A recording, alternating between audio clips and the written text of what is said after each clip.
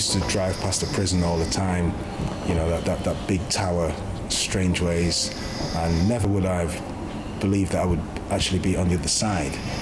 And I remember the first night of being inside prison, I looked into the mirror and the mind just plays tricks. I just saw like a jackass looking back at me. This is Akil. He was sentenced to prison for 11 years for drug-related offences. Having served his time, he's now back in the slammer.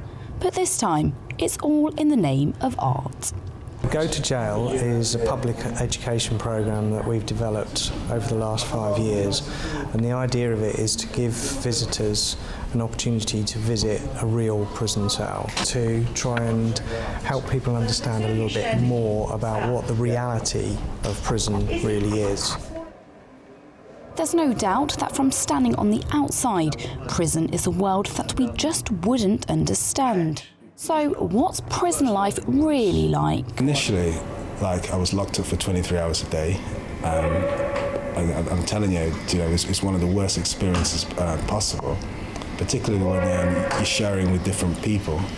At the time, I was on remand, so you have people just coming in and out, just like heavy traffic. Some people go into court.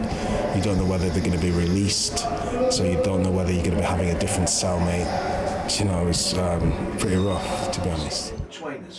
For us, time is something we don't have enough of, but inside, it's this element which makes it that all the more difficult. The thing is that when you go to prison, well, it's not just yourself who goes to prison, you're taking your family along with you. So much of my thoughts was with my family, particularly with my children.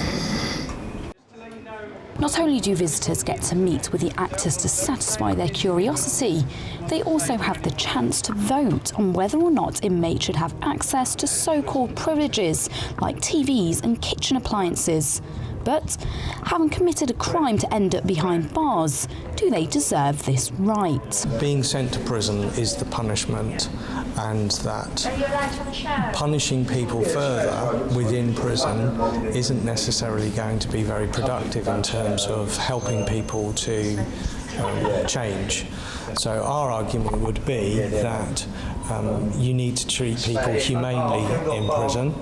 And that you need to offer them opportunities to either further their education or learn particular skills and address the issues that brought them into prison in the first place. A controversial topic it seems, but there's no question. This project is certainly using art as a platform to challenge society's views. This is Roshni Patel for the Midland in Birmingham.